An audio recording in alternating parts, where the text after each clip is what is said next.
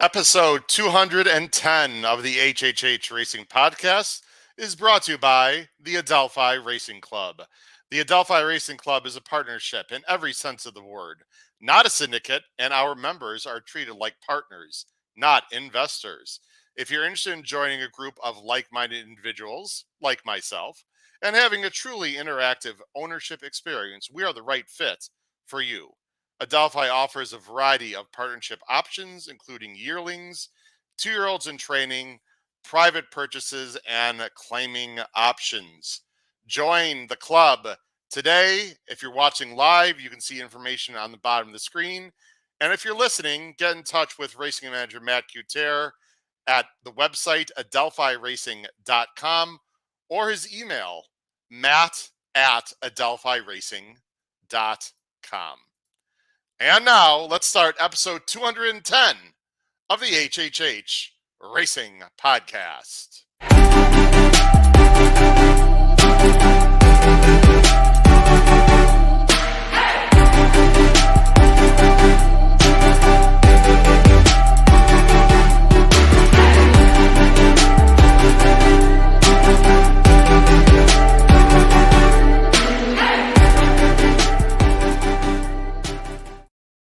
Good evening and welcome to episode 210 of the HHH Racing Podcast. I'm your proud host, Howard Kravitz. Thanks for joining us tonight on a special show. We got a lot going on. We have a fantastic guest from FanDuel. We're going to be talking about Del Mar stake races, and we're also going to be, of course, handicapping the late Pick 5 Cigar Mile Day this Saturday at Aqueduct. Please make sure you subscribe on the bottom right-hand side of the screen. Greatly appreciate that. Hit that notification bell as well. And then hit that thumbs up button. All of those things will help us here on the channel promote the HHH Racing Podcast. We'd really appreciate your support in doing that. Bottom of the screen, you can see on my name tag is my Twitter handle, @HKravitz. And also on the scroll at the bottom of the screen, you'll see in just a few seconds here, is my email, hkravitzhorse@gmail.com. Feel free to contact me at any time.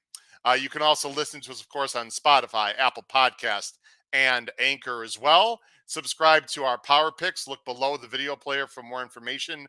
Only $16 per month. That's only $4 every Saturday.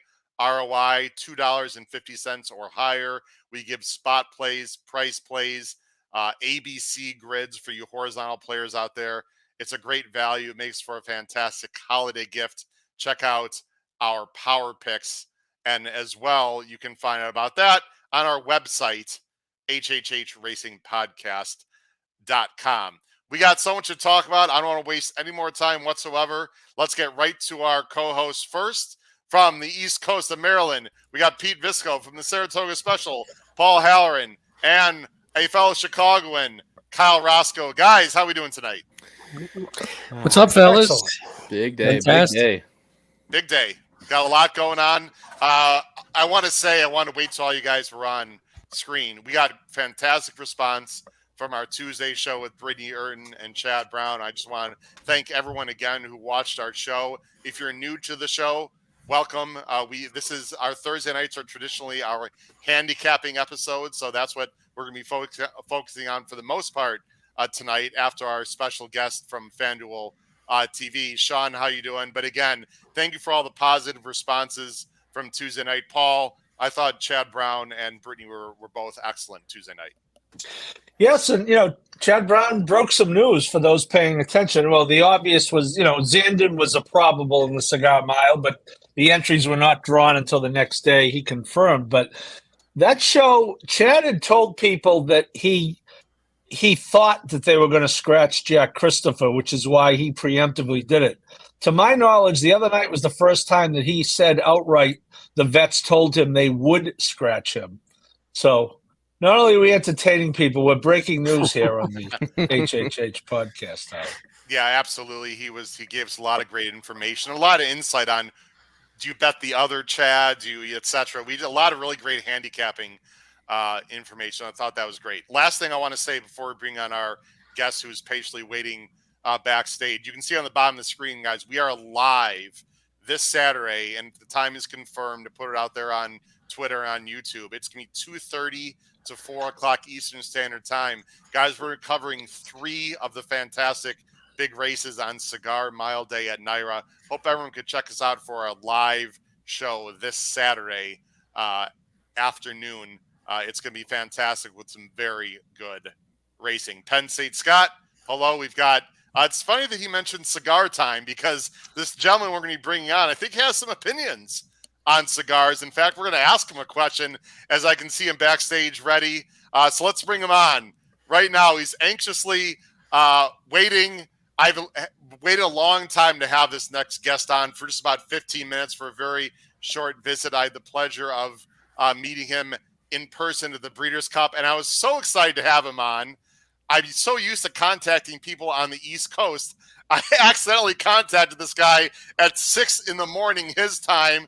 Greatly apologize. I probably woke him up. Maybe I should apologize to him to his face as they bring him on. From FanDuel TV, a fellow Chicagoan and always a Chicagoan, the one and only Mike Joyce. Mike, how you doing tonight? Very tired, Howard. Very tired. It's actually, it wasn't my wife it wasn't me that you woke up. It was my wife. And oh boy. I usually turn the do not disturb off at 6, and it was like 6:08. It was like ding, ding, ding, ding, ding. She's like, who is that? And I was like, I promise it's not my girlfriend. So, That's good. I can't be sure. Mike, I apologize. I'm used to contacting people on the East Coast. It was like 8:15 at my workplace. Sorry about that, man. Appreciate it. But he still came on, so I appreciate that. Mike, we got a lot of quick things to talk to you about. I know you had a long day. We're going to have you on for about 15 minutes here.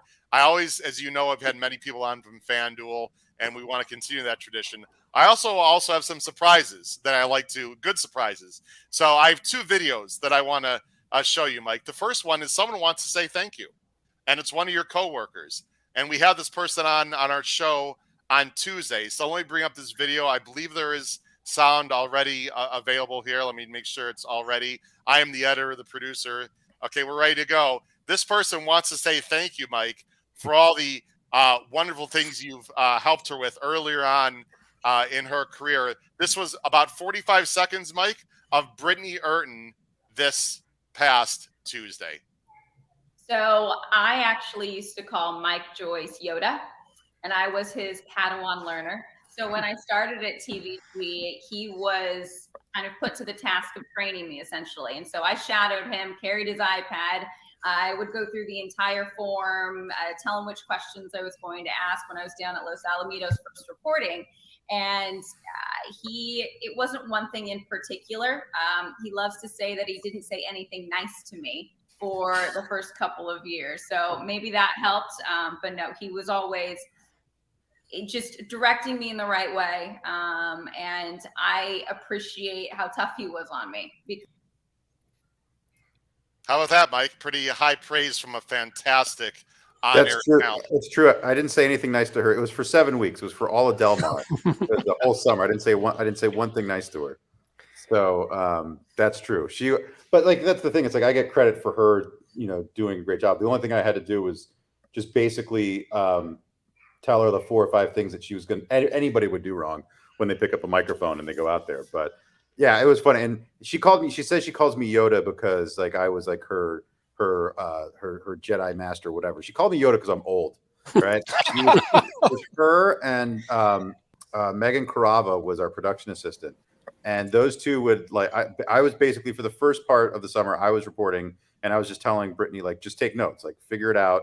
She had a good performance background because she was a trained actress, but she had no television background, and even though her dad was a trainer, she was never like immersed in the sport, so she was learning the sport a little bit while learning the craft. So for the first few weeks, it was just sit back and watch me. And I would then she literally would hold the iPad. And that was one of the first things I did tell her was when she was doing interviews, she was holding the iPad. I was like, the only part of the job you got is to get rid of the iPad. Like no one needs to see that. Don't hold notes. Like it's 2 minutes. You can remember what to say for 2 minutes. So that was it. But I can take credit for about, 1% of what she knows how to do now. Well, she was great, and you should absolutely take some credit. And we all need a mentor in our life, and we all need someone to help us out. So that was fantastic. Another person, the last video I want to show you was from this past breakfast at Breeders' Cup. And Mike, I had the pleasure of meeting you, and I mentioned this to you. I don't know if you recall when I met you the weekend of the Breeders' Cup.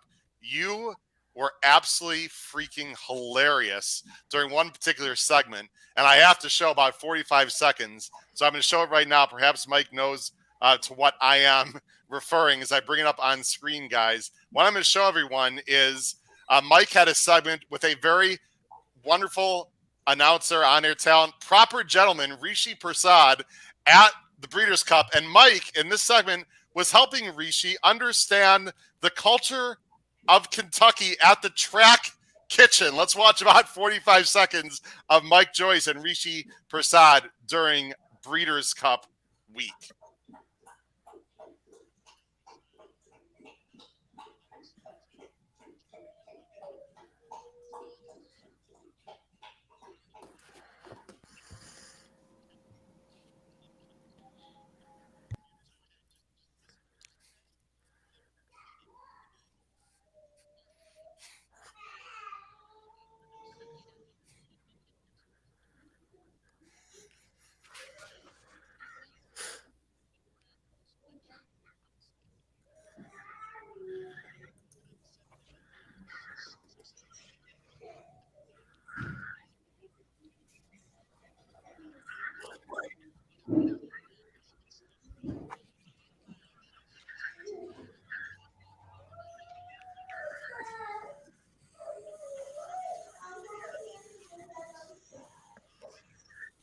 Do we have sound there, guys? Can you hear that? No. Oh my goodness! No. I was wondering why I'm getting no reaction. Hold on a second, guys. It was, hold on a second. I thought we were supposed to read lips for a little while. Oh my goodness! I'm so sorry. Hold on I a second. thought I was the guys. only one. I've got a 3-year-old screaming in the background, so I just thought I couldn't hear because the microphone was bad. Oh, my bad. My bad. My bad. Let's try it again, guys. Here we go. And I order. Now we're good. There Let's we hear go. that. Yeah. What you order, it's how you order it, right? I want to help you. I don't want you to Okay, have any go. more mispronunciations. Okay, so you're just going to just listen to what I say and then repeat it. Okay, that's all you have to do. This is risky. You're going to say, this is what you're going to say. You're say, all right, Pard, I need a hot brown, and I like that hotter than a Hemi in a drag race. So make sure you pile it on steamy. Wow.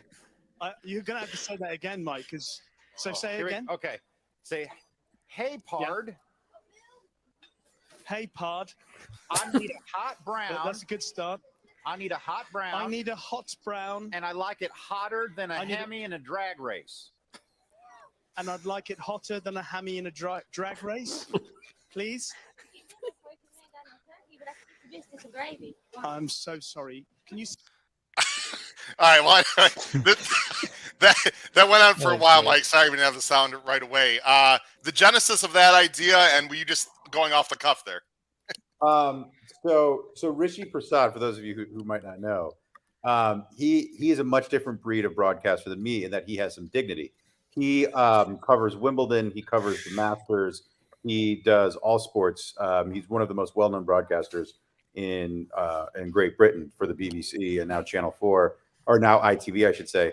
And he's probably he's much closer to a Mike Tirico than I am to a Rishi Prasad. So first of all, it was great for him to play along.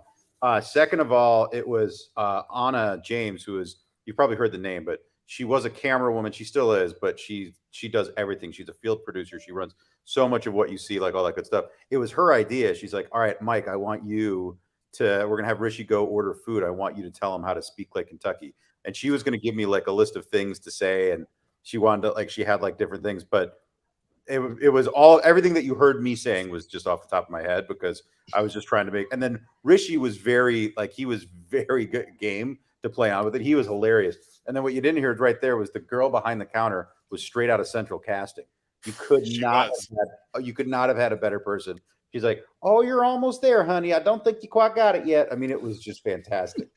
And there are people. It goes on for a while, guys. Everyone should check it out. You could watch on the Breeders' Cup Championship, website, and you can go to their YouTube channel and check it out. Mike, it was gold. Comedy gold. I enjoyed every minute of it.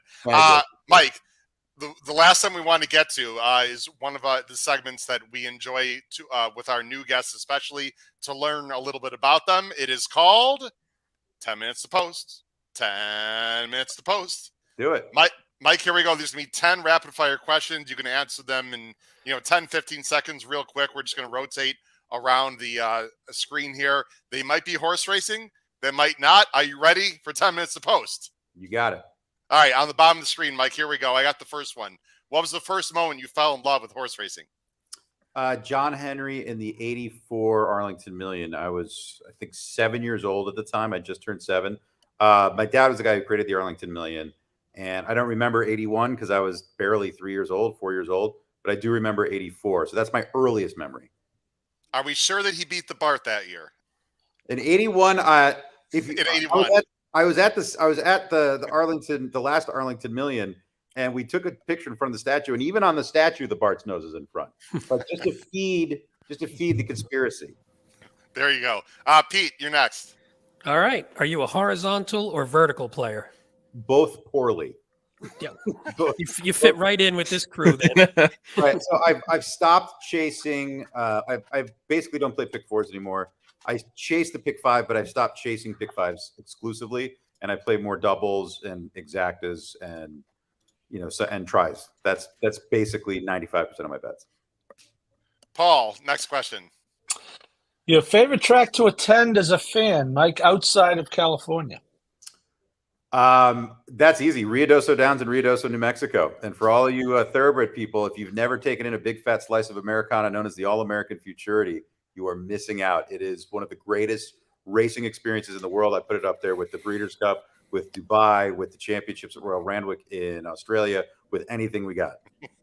Wow, with Royal Randwick in Australia, I love it. Love it. And speaking of Australia, this might be the answer to your next question, Mike. Go ahead, Kyle. Yep, I was just say it is a pretty common answer. What's a bucket list track or race day event that you've never attended? So yeah, I mean everyone says Melbourne Cup, and that is it. But I'm going to let you in on a little secret. I'm going to scratch one off the bucket list this year, hopefully. I have never been to the Kentucky Derby. 45 years, I've never been to the Derby. And people outside of racing don't understand, but in racing, you get it. It's not that it's the biggest day of racing at Churchill. It's the biggest day of racing at every racetrack. So when I was younger and I was working, for my dad, and I was working at the OTBs, it was the huge day of racing. At TVG, with the first several years we went, but I was a production assistant, or I was like a low man, or I was covering the quarters. So it was Todd and Simon and Frank Lyons and all the big names went, and I never did. So I've never been to the Derby.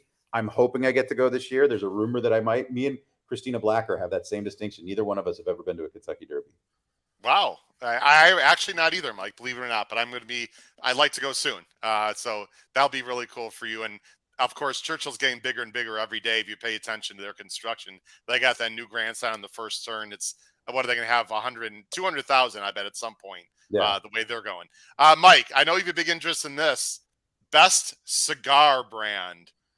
Bring it now. We've been waiting all night for this, Mike. Okay, so I mean, obviously, I'm going to say a Cohiba because the Cuban Cohibas are mind-blowingly good. I'm going to give you one though that is a little bit not as well known, and it's a Nicaraguan smoke, and they actually roll them in Miami. It's Tatuaje. They're a top 5 cigar for me at all times. So I highly recommend Tatuajes, and you're not spending $50 to $100 a stick like you are in a Cohiba.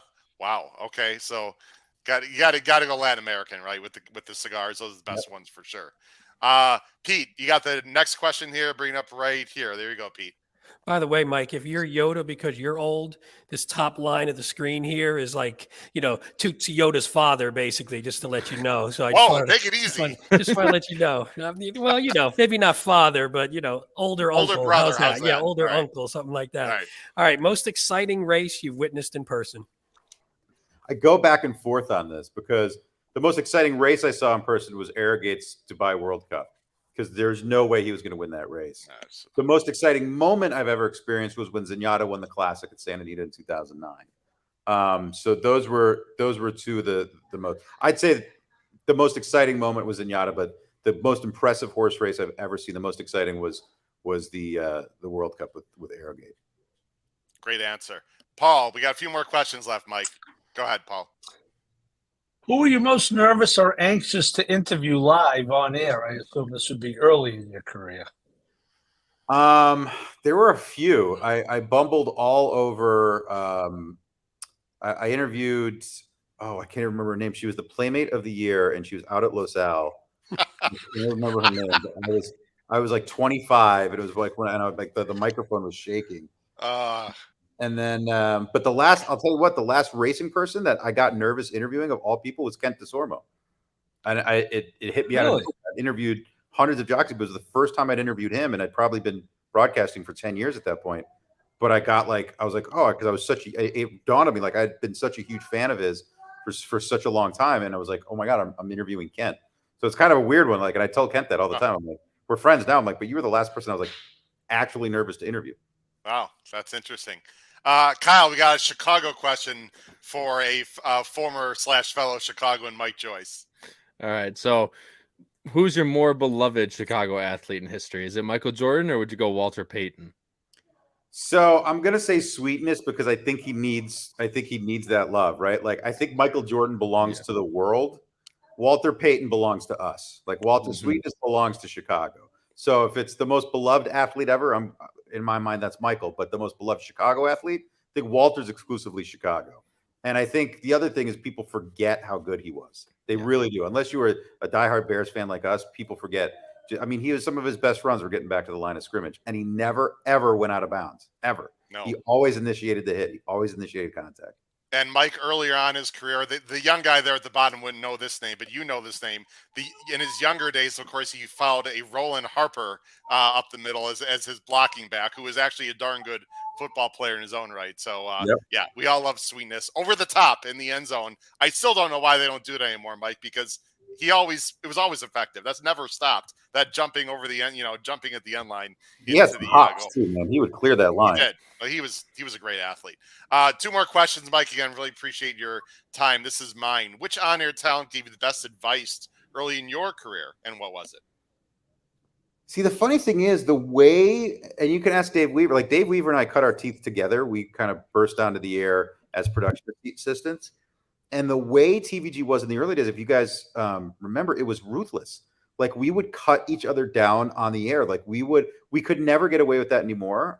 Because first of all, I think social media would just pull those clips and we would just get eviscerated by the public. But we used to be really, really mean to one another. So I don't think it was any advice. I think it was just learning how to broadcast in this. You have to stay on your feet. You've got to be ready. Like shots are coming. Nothing. And like we would try to make each other look bad, which is the exact opposite of what you're supposed to do.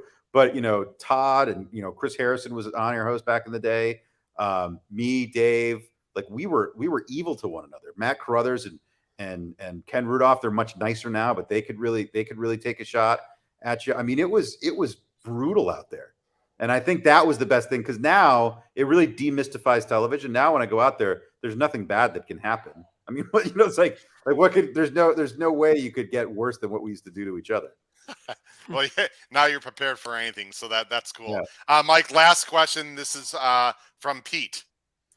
All right. FanDuel colleague you'd most want next to you in a bar fight. I don't know. They're all pretty soft. I'm the only one that I think has any fighting in the background because I was a bouncer in college. And then I have 6 older brothers, so I can get my ass kicked with the best of them. Colleague I'd most want in a bar fight. Maybe someone who'd be most annoying and they'd hit them instead of you. How's that? Yeah. that's not a bad angle, Pete. I would say Ken Rudolph because he was in the Army, so he's got military training. Oh, wow. That'll work. Yeah. Mike, appreciate you coming on, man. We'd love to have you on, when you're less tired, not have such a busy day, and handicap some races because we got big races this weekend, of course, at Del Mar. And I'm sure you're going to be, covering that. I'm assuming you'll be on air this weekend as part of the Del Mar coverage. Yeah, I'm usually doing the first half of the card. So I'll catch the stakes races at Aqueduct and I'll probably do the first half of the card at Del Mar. Don't quote me on that. It can change day to day, but that's what it looks like right now. Terrific. Mike Joyce, we really do appreciate you coming on, man. And hope you enjoyed your short time here on the HHH Racing Podcast. Happy holidays to you and your family. And we hope to see you again soon. Hey, I really appreciate you guys having me on. Thanks a lot. Thanks, Mike. Take care, Mike. See ya. Have a great night. Bye-bye, Mike. All right, guys. Mike Joyce, there you go from FanDuel. We love the people of FanDuel. Really appreciate Mike coming on because I know he had a long day, guys, and it's not easy to come on after a broadcasting day. So, listen, we all know about long days working. So he's a great sense of humor. I don't know how many people out there watch FanDuel or Fox or whatever, but he really not only is he an excellent reporter and handicapper and on-air guy, but he's a great sense of humor, as you guys can tell. So we enjoy having him on.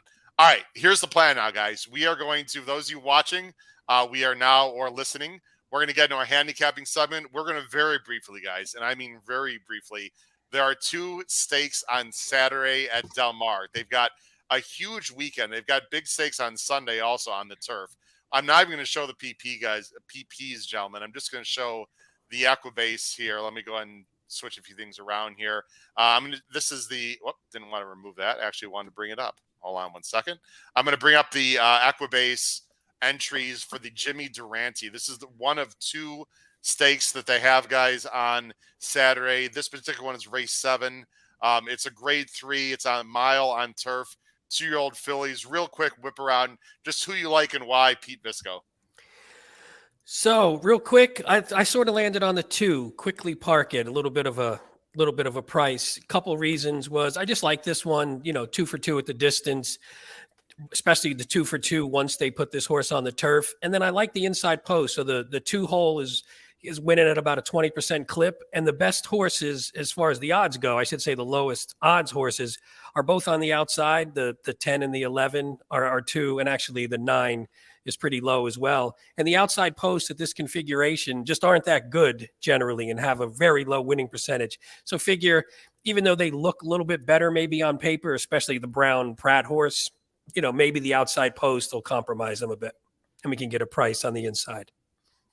I like it. Paul? I will go with the East Coast horse going west to the surprise of no one. That would be number 11, Liguria. I believe Mr. Brown mentioned that horse the other night, Professor Kravitz. He did. He shared the plane with Regal Glory, apparently. And I am going with the horse coming from the other direction, the horse coming from Europe, who I almost picked on top. Decorated My Life, I think, has a decent shot to be around at a price. Bravo and Simon Callahan. Kyle?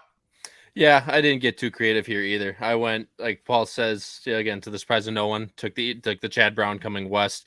Just this horse's maiden race was extremely impressive to me going at the distance. I think the extra bit of distance will only help this horse. And again, Best Is Yet to Be is my second choice as well for D'Amato and Rispoli. Just, I'm not trying to get too cute here. I think as long as the post holds up, I think these 2 are going to be really dangerous. Guys, I'm not getting creative. I like Liguria also. We're not going to show the replay. I encourage people to watch the replay. Pratt's going to have to navigate the outside post, as you mentioned very eloquently, Pete, but she closed real well. It's a Chad Brown. These West Coast horses, guys, just don't do it for me on turf. They almost never do it for me unless it's an extreme circumstance. I don't know if we're even going to get 3-1. I wouldn't take anything less than 5-2, though, guys, on Liguria. It's not like she towers over the field, but these are the horses just that Chad sends out there and just does really well. So I'm going to go with the 11 as well. The other race, and this is a bigger field and a bigger purse. It's the Hollywood Derby. This is a grade 1. So everyone check it out. 4:30 Pacific Coast time. They're going a mile and an eighth. A lot of very good horses have won this race. I believe Domestic Spending won this, right, last year. Correct me if I'm wrong, guys, but I believe Domestic Spending won this last year. They're going on turf. I'll reverse it. Kyle, who do you like in the Hollywood Derby on Saturday? Again, Kyle likes the chalk. Surprise, surprise. But I'm going to go with the 9. I'm going to go with Wit. Wow. I just the 2 races back, I think the horse does. I don't know. I'd like to think this horse can get better with distance. I mean, 2 back was really fast pace up front at Saratoga at the mile in the non-graded stake. I really like that run, just being able to move early whenever this horse. Pratt's going to find, I think, a good trip with this horse. I won't take anything less than probably 3-1 on this horse as a betting interest, at least, because there is a lot of other ones. I like the 3. I don't know, like I said, I don't know who everyone else has, but I really like the 3 Celestial City last time out. And I think the distance is really what suits this horse the best. So I'm going to go 9-3 in whichever way. Howard likes back wheel, but whichever way, I think those 2 horses are going to be tough. Hey, Kyle, that 9, the one interesting thing was nobody else in the race had run a 90 buyer, and Witt had done it in all 3 turf races. So I thought that was just interesting enough to see in terms of figures. No, completely true. And I mean, like I said, I think this horse just gets a really nice trip, probably mid-pack. Hopefully can navigate from a little bit of an outside post. And just hopefully, I mean, it's Pratt and Pletcher, so hopefully it doesn't get bet down too ridiculous, but we'll see come post time. Paul? Well, Wit is an interesting horse. Briefly, he debuted on Belmont Stakes Day in 21. I was there. It was the first race of the day, 11:30 a.m. Only the hardy are there at that hour, Howard, as you know. And this horse was one of those, the next fastest horse ever horses. Went off, as you could see, at whatever that is, 2 to 5. Absolutely walked out of the gate and won the race. Came back and won the Sanford. And they had very much had Derby dreams for this horse. And then he just kind of leveled off. And he ended up coming off the trail. Todd cut him back this year in the Woody Stevens. He did not run well. And interestingly, he put him on turf. I wasn't a big fan of the move, but he ran very well in the Hall of Fame. He won the restricted stakes. And that race last time at Keeneland, Belnikoff had won the Oceanside on opening day. Billy Koch's horse looked like this horse was a winner. I didn't really like Wit in that race, but I thought he ran a really good race. And I think that I am going to be – I'm not sure who's going to win, but I think I am going to be a rare exacta box of just 3 and 9, and I'm not going to punch it once. Wow. Okay. I love 3-9 or 9-3 in this race. Love. Beautiful. I love taking a stand. Pete, who do you have in this race? I have, if I remember, one of our favorites from some past podcasts, and that's the 4 Handy Dandy. Trying to go with a little price here, and again, this is one where the last 2, 2 back, this poor horse was stuck on the rail. Reese Bully, I didn't love the ride, but was really just shifting this horse around, trying to get through a wall of horses. And then last time broke through the gate pre-race, which usually leads to not as good of a performance. And then this horse still rolls by and beat how many? I think 4 or 5 of the other horses in this race. So it wasn't like it beat junk. It beat a bunch of good horses. So I just always had a soft spot for this one. Monster Closer. I think there's enough speed in here potentially to hopefully set it up for this one to come off the pace at a nice price. Beautiful. I'm going with Celestial City, guys. I don't like Cabo Spirit. I know he won last time. Again, I want the fresh face. He's raced well. Wit, boy, I didn't think he'd necessarily get a mile, guys. Now we're going to ask him to go a mile and 1/8. I'm completely against this horse. I know I've mentioned I like horses coming from East. I don't know. He's going to have to prove it to me at a low price. No, thank you. And I've bet him before, at some semi-lower price going a mile. I have huge concerns about Wit getting a mile and 1/8, but we'll see. I'm going with the number 3, Celestial City.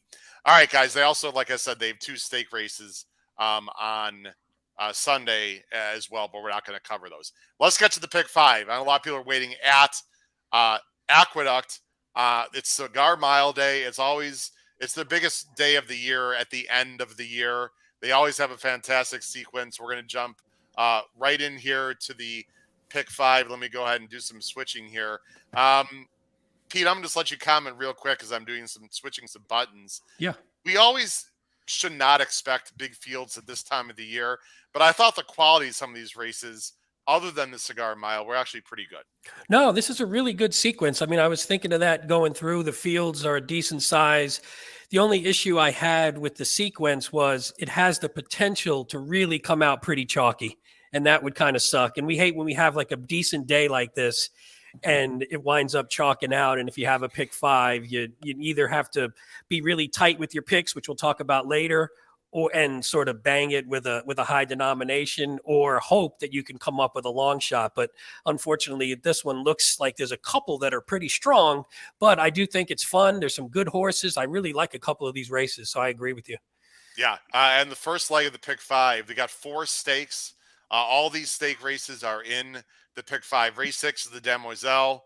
It's a grade 2. It's going to be at about 2:15 Eastern Standard Time. Of course, this is for 2-year-old fillies. They're going a mile and 1/8, guys. This is something we need to talk about. Asking these 2-year-olds to go 9 panels is definitely going to be an issue here for some of them. This is a field of 7. Let me go ahead and bring up. There's our scroll at the bottom of the screen. Pete, we're going to have you go first here. We are actually all, I believe, going with the same horse, one of those horses that probably will be a big favorite in the sequence. That's number 3, Julia Shining. How about 3 to 5 in the morning line for Pletcher and Saez and Stone Street Stables? And as you talk, I'm going to show the replay because we got to show the replay of her very impressive maiden breaker at Keeneland. Yeah, it was definitely strange when you were watching, because I hadn't watched the replay. I hadn't watched this race until I watched the replay for handicapping here. Yeah, and I was like, man, this horse actually wins this race going away, because it didn't look like that when you're watching it come down the lane. But we'll get there in a second. But Paul, I know you like the fact that this one's out of Curlin and it's out of an AP Indy mare, Jimmy of Julia, who was really good herself. So I don't think the distance should be a problem for this horse. And now if you're watching, yeah, go ahead. You see the 4. He's climbing stairs. I mean, it's unbelievable off the screen right now. And just looked completely uncomfortable. I mean, it's a debut, so you never know what a horse is going to do. And now just starts, working her way back into the fray a bit, and then as we'll see, she's under a ride here, Pete. Which is I mean, Saez is not afraid to put the horse under a ride early, boy. No, and I wonder too, though, Paul, if you have a ton of horse under you, you can maybe do that a little bit more, where you're maybe not afraid. But look at that sweeping. What is that about? God, that's about what 6.5 wide, yeah. And then just sort of blows by him. Go ahead, Paul. You're going to say you talked about the breeding, Pete. This is a full sister to Malathat. Mm-hmm. Oh, yes. Let's not forget yes. I forgot about that. Yes. Hence, the 1 1/8 maybe not as concerning. No, definitely not. Definitely not concerning at all. I mean, look at that stride at the end. I mean, it's not even that super long stride. She looks pretty big. I mean, I'm not a great judge of the size of horses, but she looks pretty big, and just like Malathat, I guess. I mean, the way she was reaching out, Paul, distance is definitely not going to be a problem. She does have to go 2 turns for the first time. My issue, Paul, is that it's just not a great field of horses for her to beat.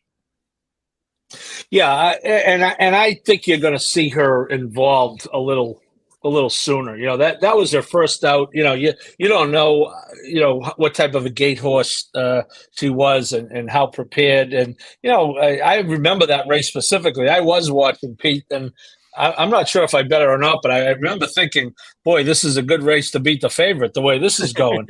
Because so many times with first time starters, guys, they get that type of behind, and the jock's like, okay, we're going to get a run here, get a run in her, and we'll finish a nice 5th, and we'll live to fight another day. But not with this horse. And I guess with a Stone Street homebred, you're not looking just to settle for 5th.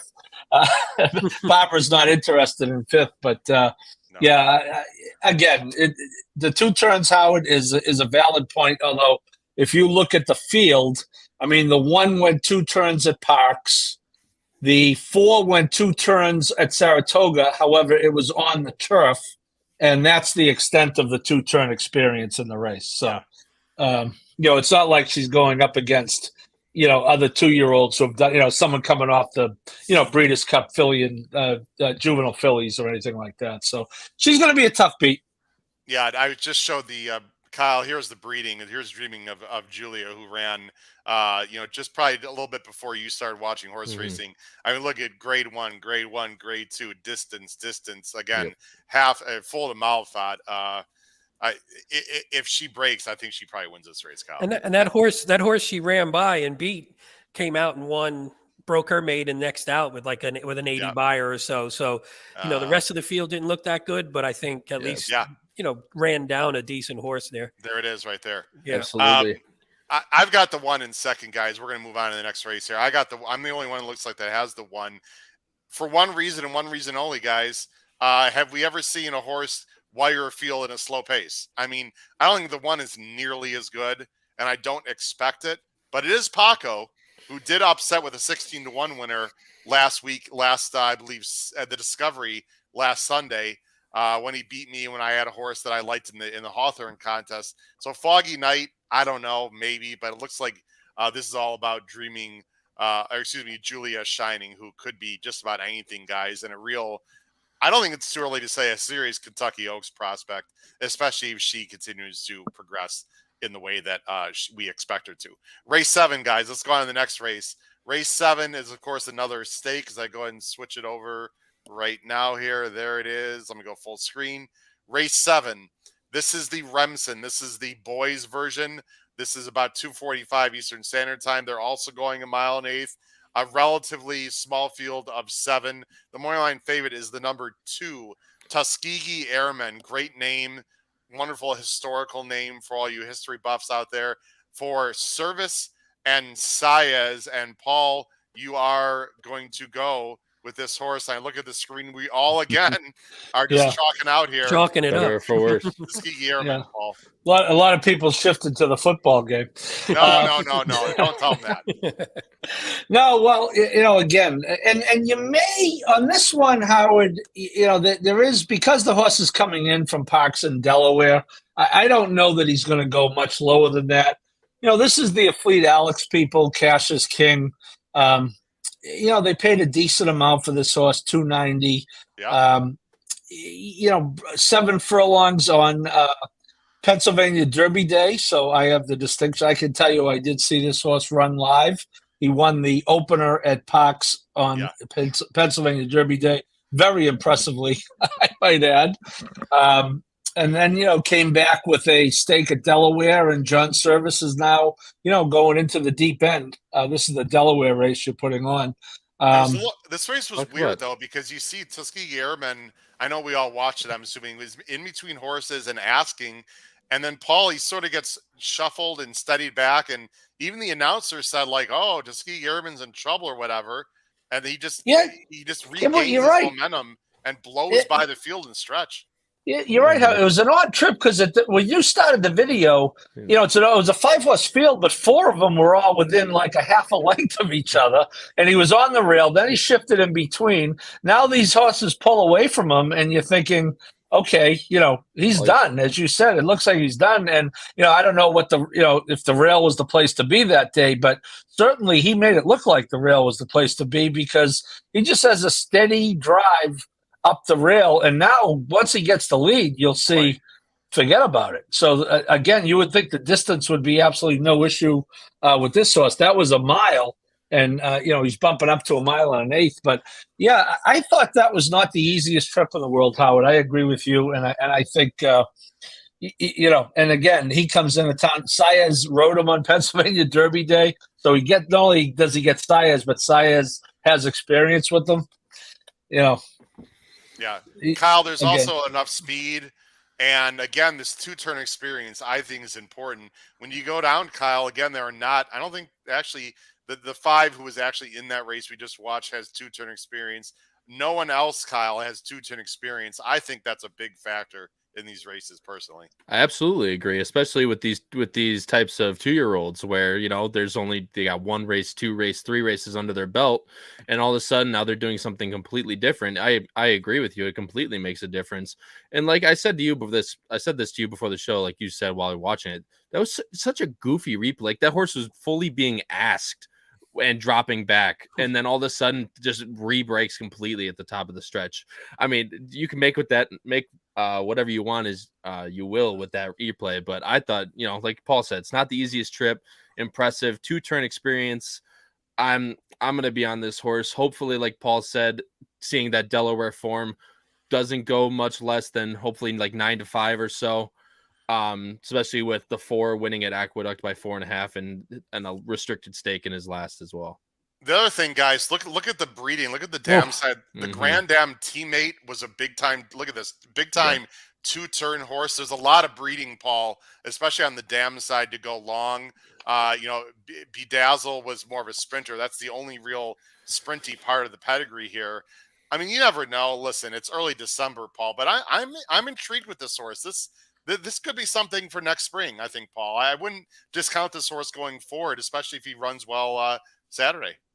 Yeah, and having said that, a trip like that on Saturday might be a little more difficult to navigate because, no disrespect to the Rocky Run stakes at Delaware, but it's going to be harder to pull that off in New York, as Kyle said.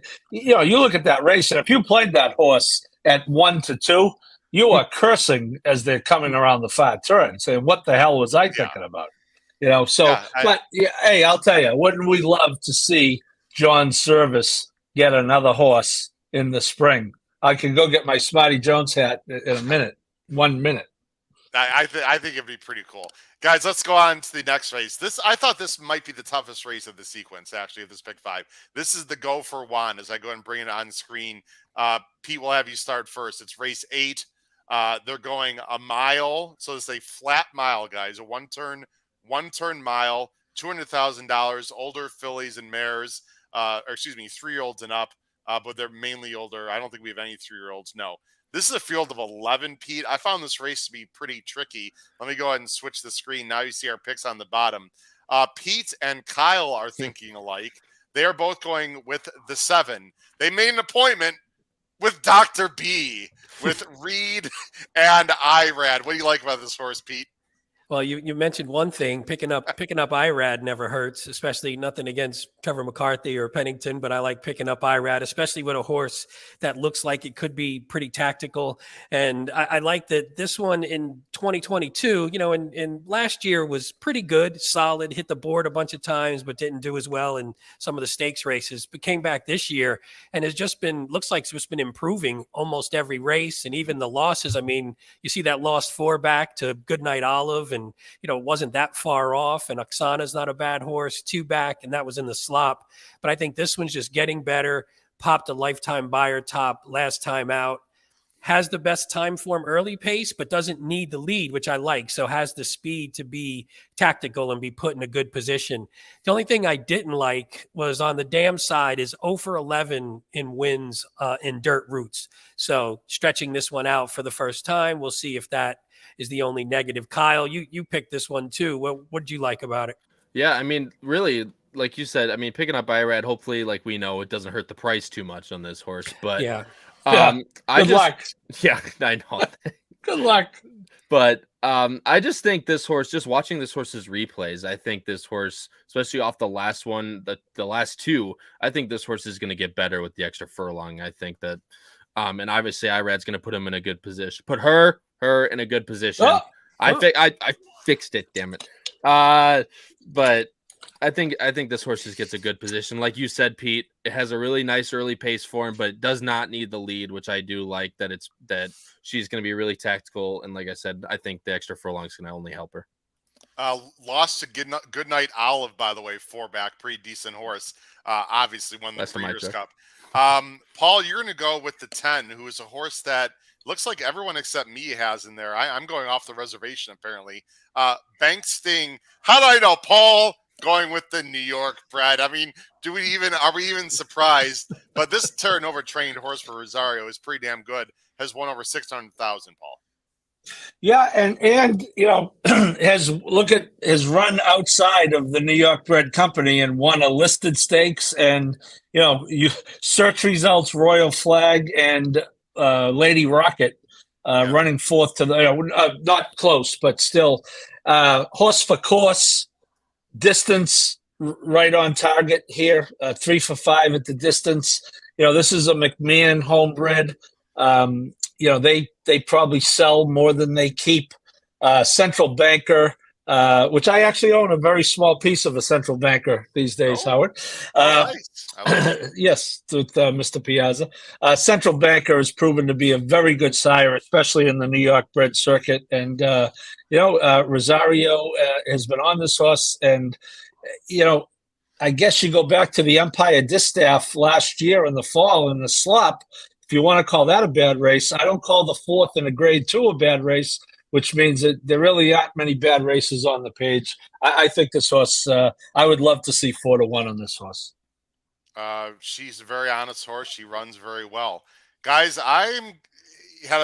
this was tough for me, to be honest. I'm going to take a shot with another horse that's stretching out. I'm going to go with Lyndon Betsy Blue, the 8 for Liscano. I think she's tactical, guys. She's very consistent. There's really no killers in here.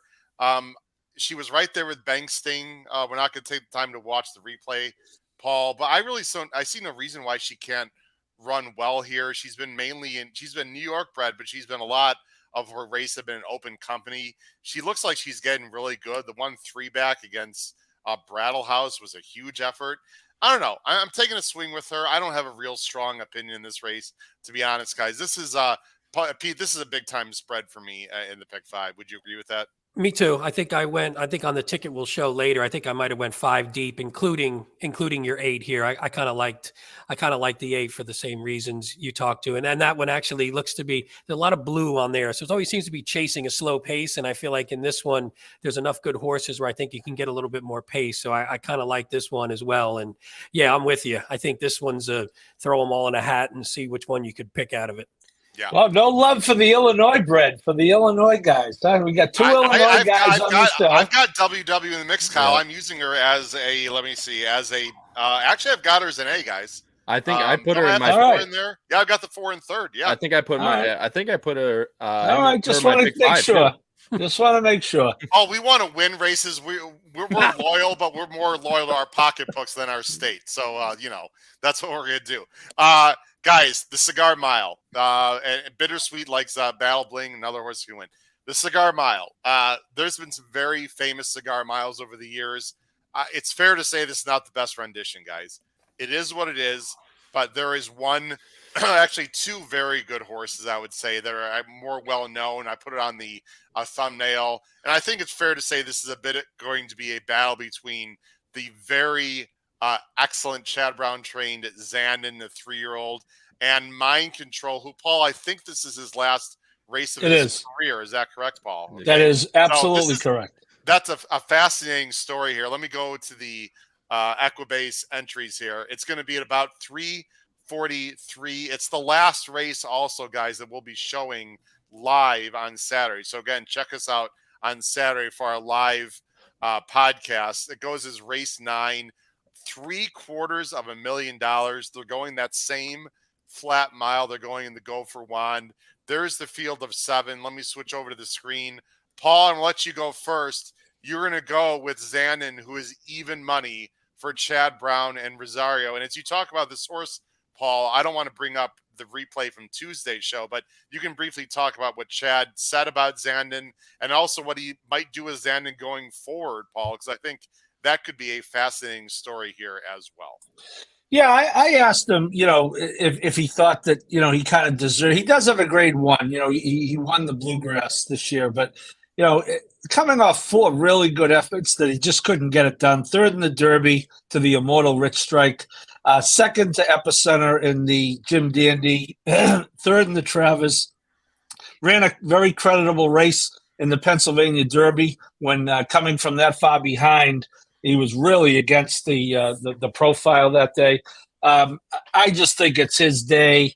So what Chad said was, he kind of agreed he'd love to see the horse win. And he kind of indicated that based on how this goes, he might just keep him in training for the Pegasus, right, Howard? That's what he said.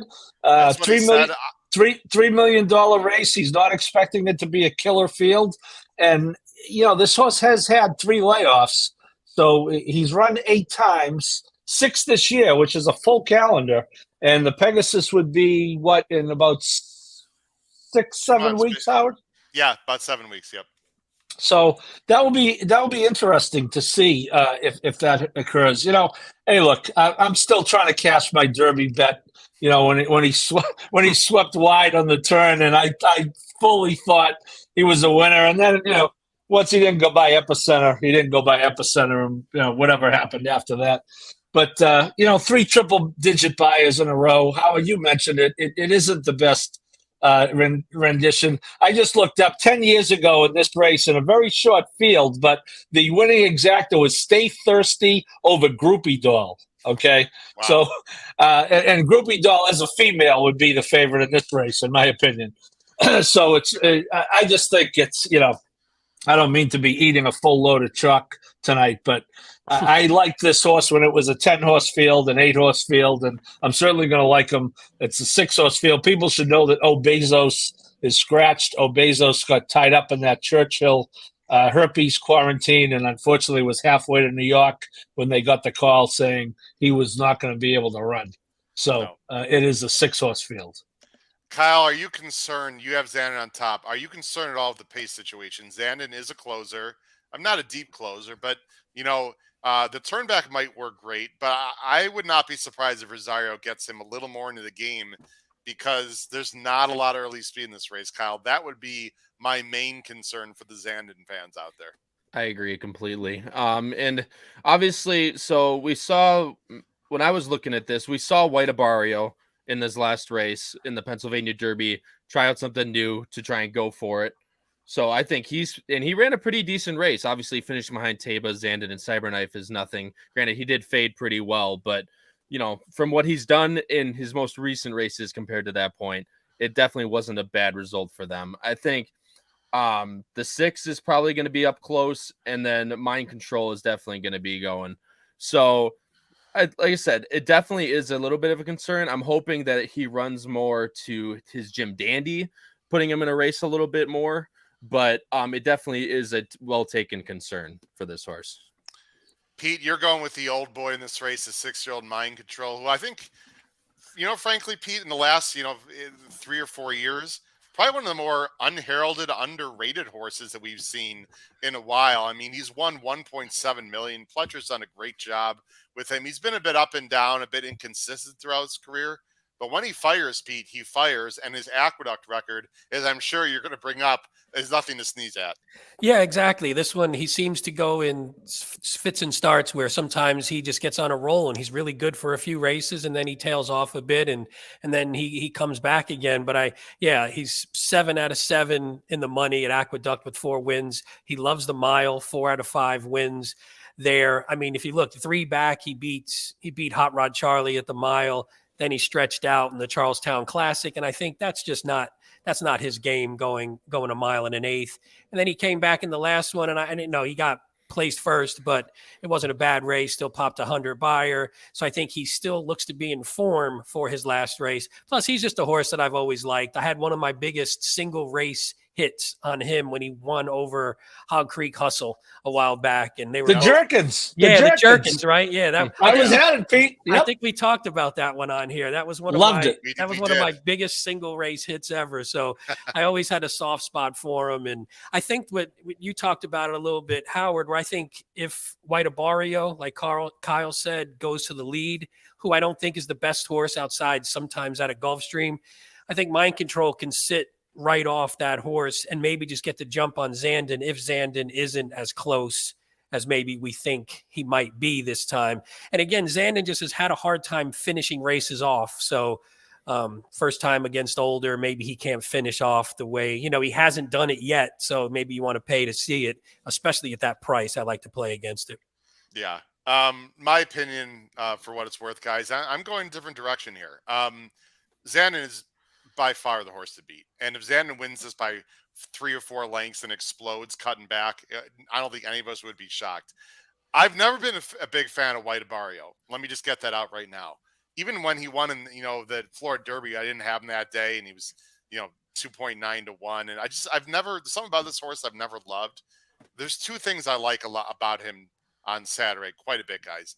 Number 1, the switch to IRAD. I know that lowers his price, but IRAD's going to give this horse a great trip, one way or the other.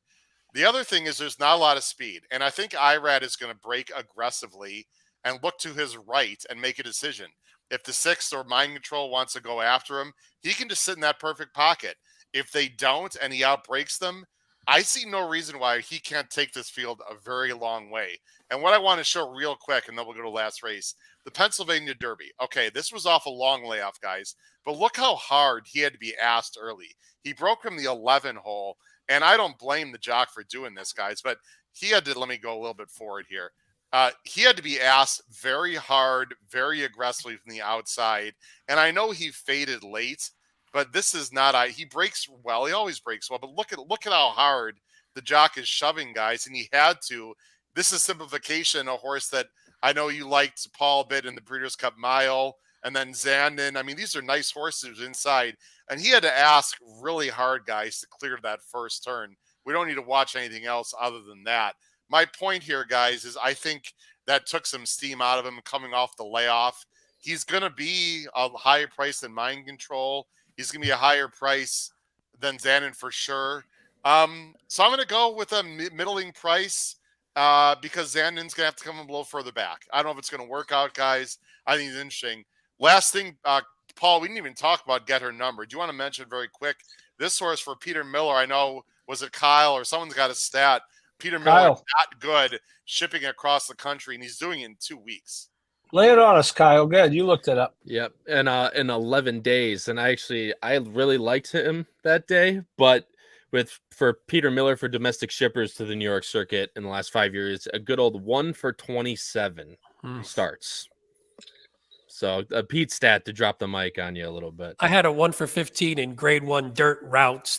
He had all kind of negative ones when I was looking at him. So yeah, I had that one, I think in third, but that was more because I just think it's a pretty quality horse, and to hit the board, you could do that. But Kyle, we talked about before the show, beat a very nice. That was really like a stake field that he beat last time. It was a good field. Forbidden Kingdom. That was a big effort, but I can't imagine this was the plan, guys. Pete, have you read anything? Do we know if Peter Miller that was a prep for this one? That just would surprise me. I didn't see anything, but yeah, it is sort of an odd.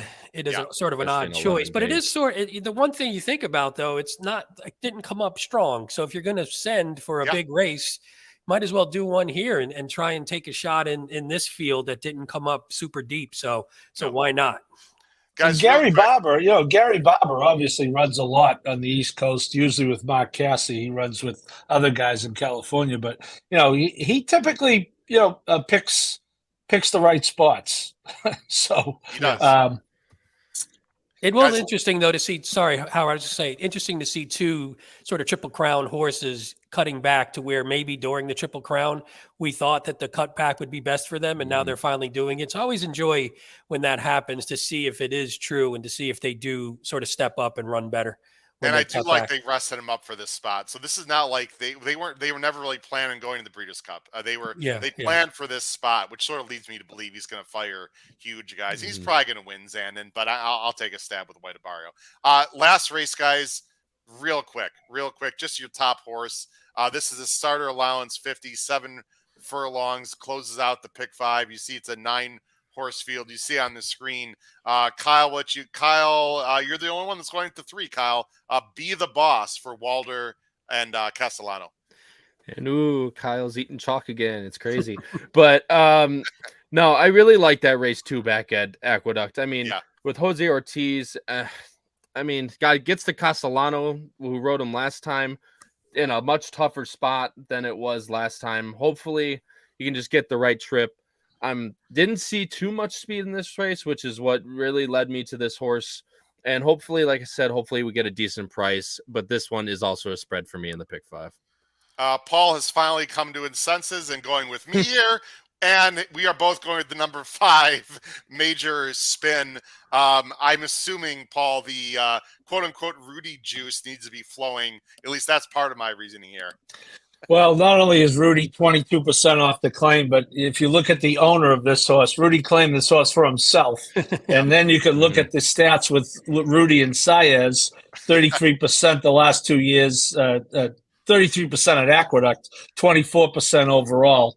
And to Kyle's point about the race not being fast, you won't have to look too far to see where this horse is. This horse will be on or near the lead right away. Yeah, this is usually the kind of horse I don't like, except for the claim.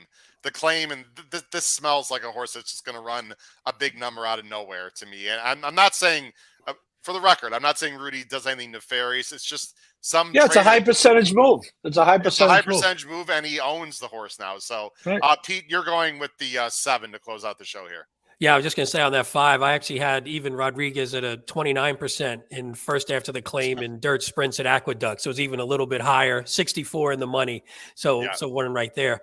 Yeah, I didn't like this race. I didn't like anyone specific. So the 7 at a bit of a price. If he runs that race that he popped 2 back, that probably can beat this field pretty easily. Moved into this class and ran pretty poorly. So I didn't necessarily love that. The one thing I did like, I had a stat with Engelhart, Dylan Davis combo was 31% wins, 52% in the money in dirt sprints. So I thought maybe with Davis picking this horse up, they have a good combination. You're getting a price in a field that doesn't have a standout. I'd rather take a shot with something like that.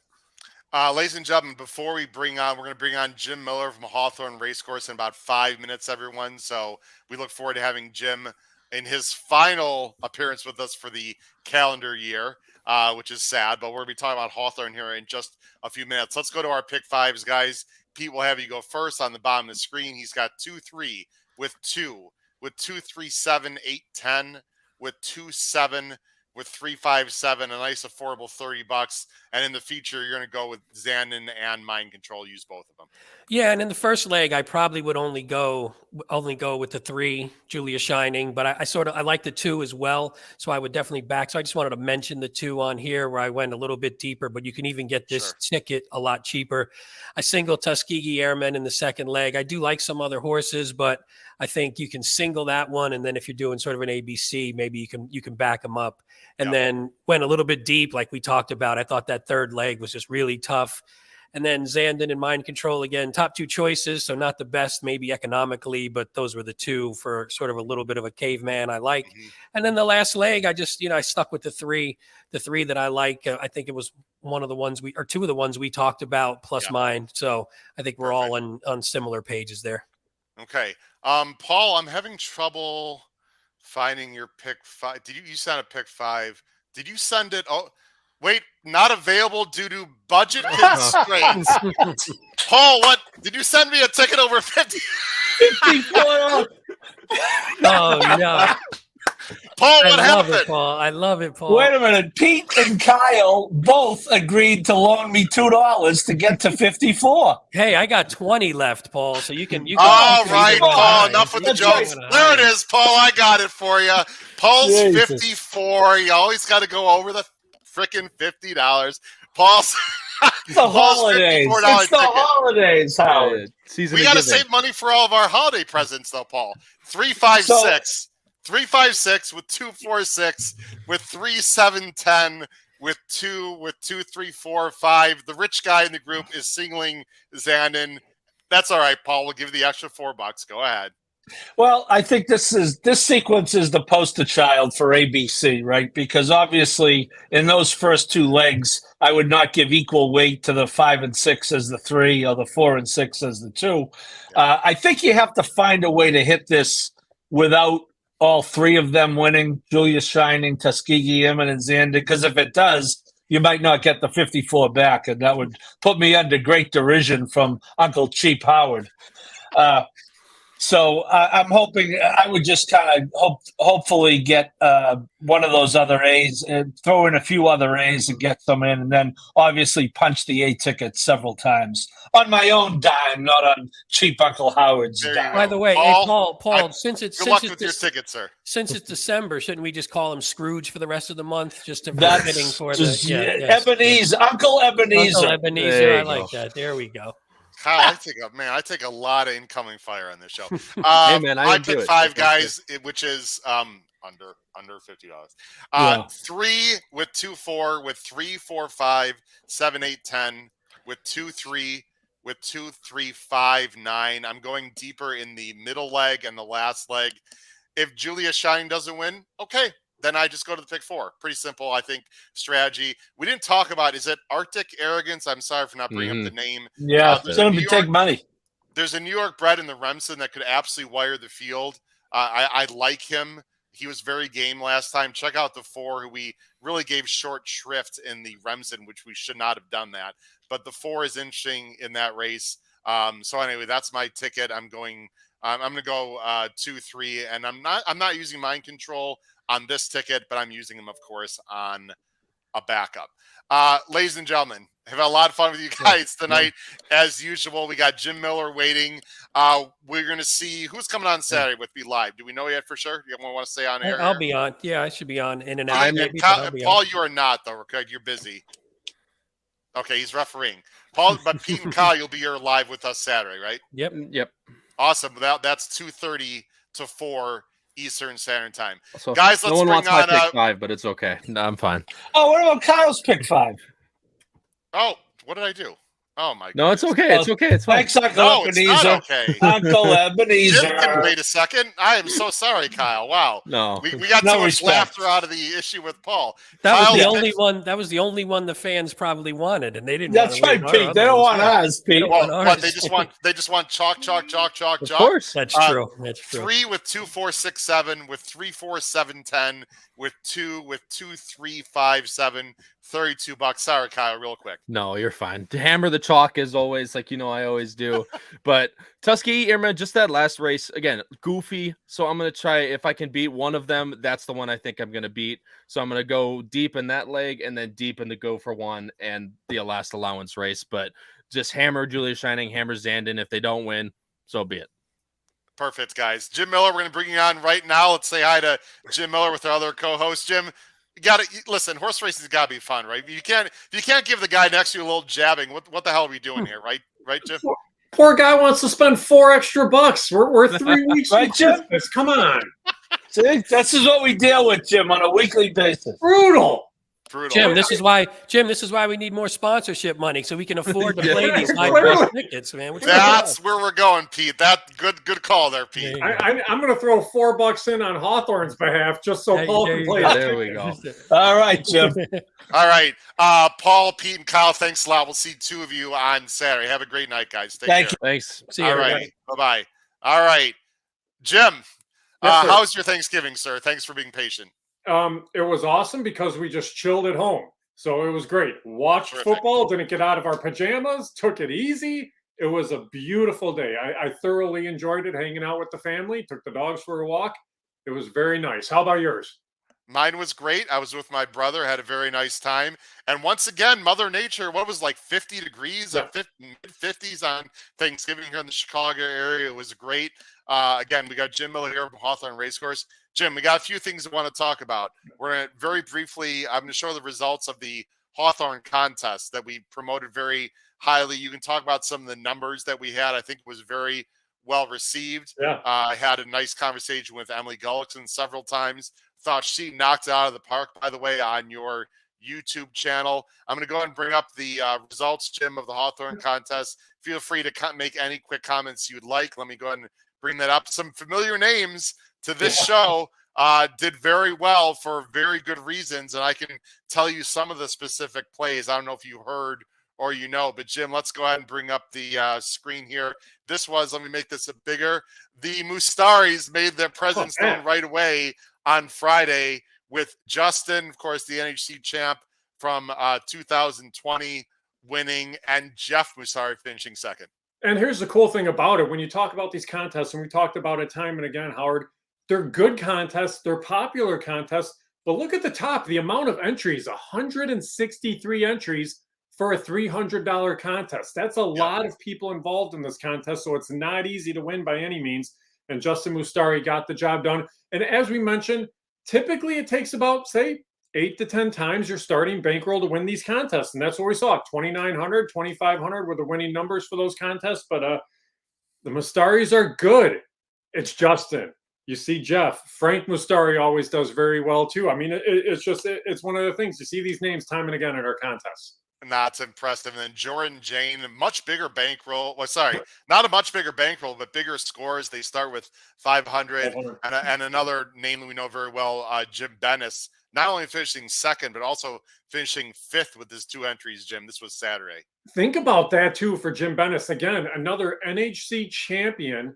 And this is a contest. It's a $500 contest. So you think about Bennis's day overall, because again, you get to keep the money that you make on these bankrolls here, Howard. So he puts $1,000 in for the contest, comes out of the contest with 1 NHC entry, and then $12,000. That's a good day at the races, but that's the beauty of it all too. Jim always focuses typically on Southern California, and that's kind of been the thing that's been his forte. He's an incredible trip note taker. He does so much homework on these races. But that's the great thing about these contests, too, being able to focus on the races where you do your best work. And these guys really did very well. And that's the reason you saw some of these higher bankrolls, especially on Saturday and Sunday. And then on Sunday, my good friend of the show, if you don't know about it, Matt Miller, who's already double qualified, crushes it out of the park. I'll tell everyone what he did. And we didn't mention also, Jim, that all these winners, if they can win the NHC, will get $1 million bonus. Matt Miller, almost $10,000 winning by more than $6,000 on Sunday. Think about this. So double qualified, still wanted to play in the contest, but with good reason. He must have liked horses for sure. And I want you to talk about, if you happen to know how he got to this bankroll, because I don't, but he's a guy that you're playing right there for that $1 million bonus. He's going in for that shot. He's going for the $1 million. You've seen so many players come out of our contest and have so much success. Do you know what the bet was, Howard? Do you know how he got to nearly 10,000? I'll tell you the story very quick. First of all, myself, Kyle Roscoe, who was just on the show, and Matt, we all played on Sunday. I played on Friday also. I feel wondering, Howard, where are you at the top of the leaderboard? Well, let me ask you. I want to ask you because you loved Proxy. I know you loved Proxy. When Proxy won, I was expecting to see you vaulting up the standings. Jim, here's what happened very briefly. I did love Proxy. I played a big double with 3 horses into Proxy. Neither one of them won in the previous race. I liked the first-time starter after the Proxy race. In fact, I talked about the first-time starter at Churchill in the last race on this show, but it was like a solid allowance race versus a maiden claimer first-time starter. I just decided to play the double on the wrong end. They were wondering, Howard, why didn't you have like a big win bet on Proxy? I did have a win bet on the side in Proxy, but I thought for contest purposes, I'd be better off playing the double. Listen, it just didn't work out, man. The same thing happened to me in the Breeders' Cup where I loved Victoria Road and couldn't pair him up with Cave Rock. These are things that happen. But Matt Miller, we all wanted to support Jim. No relation, by the way, everyone, to Jim. We all wanted to support the Hawthorne contest very much. So we all went. And Matt sort of on a whim halfway through there was like, you know what? I'm going to play. I mean, how often do you sit at the OTB and not bet, Jim? It's like impossible for a lot of people. He drops 1,000, Jim, and I swear, this is what happened. He looked at San Anita, looked at the PPs for 2 minutes, saw a 4 to 5 shot in race 2, then looked at the doubles in race 3, saw Pratt was on one of the favorites, and he spent both contests. He did big doubles with the 4 in race 2 at San Anita to 3 horses in the next race, did something on the side, literally spent 5 minutes handicapping. I'm not lying at all. Hits the double. Then that takes him to 5,000, and then put about 2,500 to win on a horse at Churchill. He asked Kyle and Howard, who do you like? The 3. Okay, 2,500 to win. There you go. It's an easy game, right? That's what happened, Jim. I'll tell you though. Here's the thing about it, and so often, Howard, when I'm handicapping, I will be a first impression handicapper. I'll go through a race. I'll get my first impressions. I'll put them down to paper. Then I'll step away and I'll come back and look again and see, okay, is there something that I maybe want to change from that or not? And oftentimes you don't. So if you can, just stick with your first impression. Don't overthink it. Don't try to dive too deep, because if you do, you're finding ways for horses to win instead of just looking at the most logical horse to win. So yeah, a lot of times first impression handicapping is what's going to guide you to winners too. Jim, I think the moral of the story, and we'll go on, but it's an important moral of the story. The top players and the players that do well in these contests, they just fire. They don't try to, work their way up gradually. They don't nickel and dime it. They say, you know what? I like my opinions. I'm going to go for it. And that's what they do. And I would encourage everyone, if you have the money, if you have the guts, if you have the wherewithal, just pound your strongest opinion. It didn't work out for me. That's okay. I was wrong. I can come on the show here live and admit it. But if I was right, I would have won the contest or been in the top 3. So I would highly recommend people don't nickel and dime their way up the leaderboard. But that's hard to do, Jim, because people want to bet all weekend, right? Well, yeah, and that's the thing too. I mean, you got to play with conviction, but a lot of your best tournament players, this is what happens. And there's going to be times that you bottom out and you end up with nothing. But there's going to be those times too where you're ending up with $5,000, $6,000, $7,000, $9,000. So you take those opportunities. You only need to hit 1 or 2 to qualify for the NHC. So if you're a consistent contest player, that's going to happen. But you go out there, take those chances. Again, play with conviction. And if you can play with conviction and you have the means to do so, you can have these big days and you see really nice returns in all of our contests.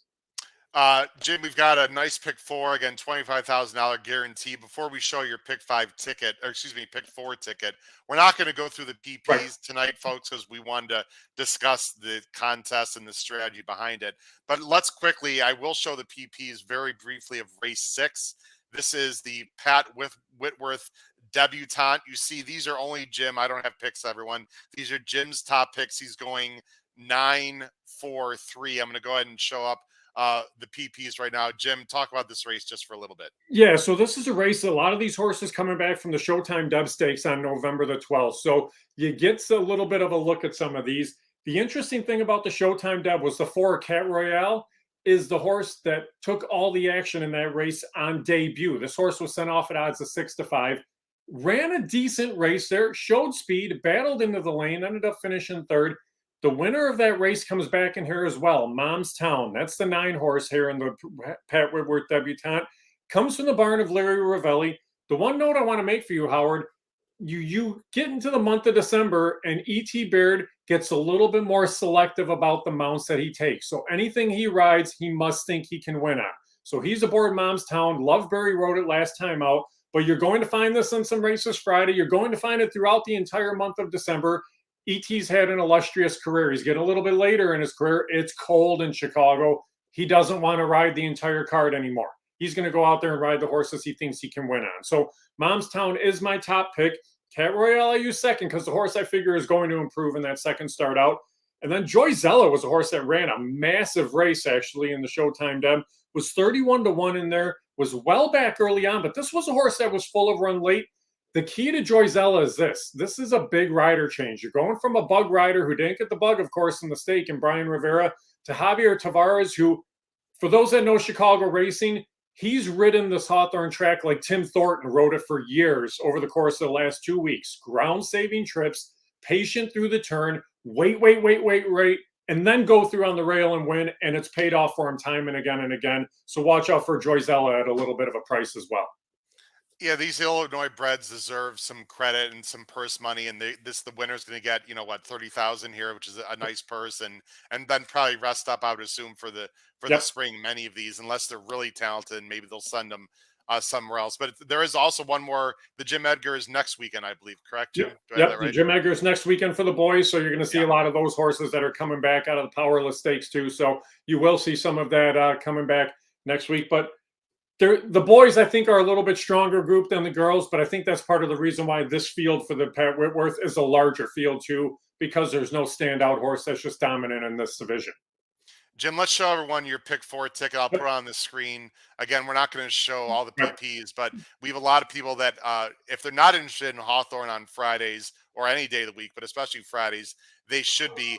Go ahead and walk by your very inexpensive holiday special $20 ticket with the all ball in the last leg. I love it. And 2 singles. Wow, what an interesting play here. You know what? When you look at the races, don't go too deep if you're going to find a standout winner. So in race number 5, a horse by the name of Wild Fox is coming out of a 13-5 claimer where the horse was competitive, dropping into a beaten 5. The connections are notorious for dropping these horses in to get them starter eligible. So they want to slide through, get in for the $5,000 tag, and then be starter eligible for the next 2 years. That's the move with Wild Fox. I think they're dropping in to win in there. Race 6, you have the one Highbrow. This is a horse that was reclaimed into the Ravelli barn last time out. They were in for the waiver claim in that last out. So the horse wasn't exposed there for the 12-5. Won that race off a 6-month rest. Steps up in class, gets pace to chase. And this is one of those horses that ET is riding. So again, like I mentioned with the stake, if Baird's sticking on a horse, you want to stick with that horse there. Race number 7 is interesting. You go 4 deep in that spot. Chris Block has 2 horses that were turf stake horses. And we talked about this earlier on in the fall, Howard. These horses that come out of stakes into allowance races, sometimes you can beat them and they take all this action. There's a chance to beat him in here. Carl Broberg has the 8, Galib the Great, who's coming in off the claim, who should be tough. And hey, if you get to the finale, then pray for a price. I think you can get a price. It's a 10-horse field in the finale. 8 of the 10 have won over this Hawthorne track. The horse that's going to go off as the favorite is one of the 2 that has not won at Hawthorne. I'm not saying it can't win, but I'm saying there's a potential for a price there, Howard. So for a $20 ticket, if you have the all button in the last, you have a good chance that you're going to make some decent money. I mean, I love the all ball in the last race. It's such, I don't do it too often, but there are very few feelings in horse racing when you Yeah. play a horizontal, Jim, and you have the all ball in the last. Of course, usually with my luck, the chalk wins, but that's the second most frustrating thing probably in horse racing because you don't want that to happen. But I love looking at the will pays, right? You look at the will pays and you got all of them. Exactly. And you find that big bomb, that's usually a 4-figure score or whatever. And that's always very exciting to get that. Jim, let me bring up one banner here as we close out the show. Just our final banner. Jim, I want to say this publicly because this is our last time together this year. I have thoroughly enjoyed our conversations the last 2 months. I want to greatly thank yourself and everyone at Hawthorne, Dakota, Rhonda, Greg, the whole gang at Hawthorne who's done a wonderful job and give us the opportunity to sponsor you guys the next 2 months. I'm really hoping that we can continue our relationship into 2023 with sponsorship and bringing more light to all the wonderful things that's going on in Hawthorne. I know there's bigger and better things to come, hopefully with the casino construction and more open stake races coming back to Hawthorne. Jim, when does the 2023 season start? And what are you looking forward to most to 2023 at Hawthorne? Although I know you guys still have a little bit left to go this meet. You know what? There's a couple of things I'm looking forward to. Maya and Howard at Hawthorne, we have raced live. December will be our 22nd consecutive month of live racing between thoroughbred and standardbred racing. I'm looking forward to a couple of weeks off because there's no breaks in between. Because for me, whenever there's a break, it involves a track conversion and it involves more horses coming in and out. So we're always dealing with that. So a little bit of a break is going to be nice. The other thing that's going to be really interesting is the racing schedule for us in 2023 because there isn't Arlington Park anymore. This summer, we didn't have a summer thoroughbred meet in Chicago. You're going to get that next year at Hawthorne, as it's going to be thoroughbred racing from March all the way through well into September. So it'll be a summer harness season, or a summer, thoroughbred season at Hawthorne, a summer turf season at Hawthorne too. And I think that what that's going to do is retain a lot of the horses here in the Illinois area. And that's something that you'd always have them go in and out. Some would head south and maybe they don't come back. A lot of these horsemen are going to stay. We've seen a lot of Minnesota bred horsemen who are going to now stay all the way up till maybe Canterbury starts. Some of these other guys are just going to stay. Ravelli will be there. Chris Block will be there. Brittany Vandenberg will be there. It's one of those where it's good, solid outfits. And I'll tell you, as things get rolling, once they get rolling with casino construction, there's going to be a lot of excitement. There's going to be a lot of people saying, hey, you know what that is going to mean? More purse money. It's going to mean more races. And like you mentioned, open stakes. You get the Illinois Derby back. You get the Hawthorne Gold Cup back. That's all the kind of stuff that we're looking forward to in the future. So we're very excited about that. But I'm really excited just about consistency here for racing, to know that we're going to have thoroughbreds from March all the way through September is something that really excites me. I love thoroughbred racing in Illinois. I love turf racing too. And the fact that now, instead of trying to squeeze as much as you can into 6 weeks, you know that we're basically going to have 4 to 5 months of races on the grass. It's a high quality race and it really is a lot of fun. Jim, what are you going to be doing with your time off? I mean, there's a break here. I don't think there's any baseball umpiring going on in January and February in Chicago unless you got some indoor gig going on. I coach baseball, so I coach my son's team. He's on a 16U team, so I do coach them. Then what I do, part of one of my many jobs, is I'm going to be hitting the road. I'm going to be traveling, trying to hustle up business for horses. So I'll be heading down to New Orleans. I'll be heading to Oak Lawn Park. I'll be going probably down to Tampa. I'll be going just wherever I can to try to get some horses back and try to get as many as we can back in Illinois and then retain them in Illinois. And there's different ways of doing it. You have condition books in hands. You have races that you want to offer. You listen to the horsemen, but it's kind of a lost art, I think, in racing just because of technology and everything too. People don't talk to anybody else face to face anymore. So that's one thing that I really like to do. I like to go see these horsemen in person, have a condition book in hand, have a stall app in hand, ask them questions, see what we can do for them. So I'm sure I'll be hitting the road and making some travels, and hopefully I can catch some big race days around the country before we start back in March. There is no better spokesman for Hawthorne Race Course, Chicago's hometown track, than the wonderful Jim Miller. Jim, it's been a real pleasure. We've literally had thousands of people watch these segments over the next 2 months. I'm going to send you and some other people some specific analytics so you can see what's happened. I know we've helped increase handle and bring attention to Hawthorne. Appreciate your friendship, man. Love to have a beverage with you sometime as well. So we'll get in touch. We got some time for that. Jim Miller, thanks again, sir. Good luck the rest of the Hawthorne meet. Take care and happy holidays, most importantly, to you and your family. And the same to you, Howard, and to the whole crew. Everybody's absolutely awesome. I love watching everybody, following them on Twitter and everything, and watching your shows. You're doing an awesome job, my friend.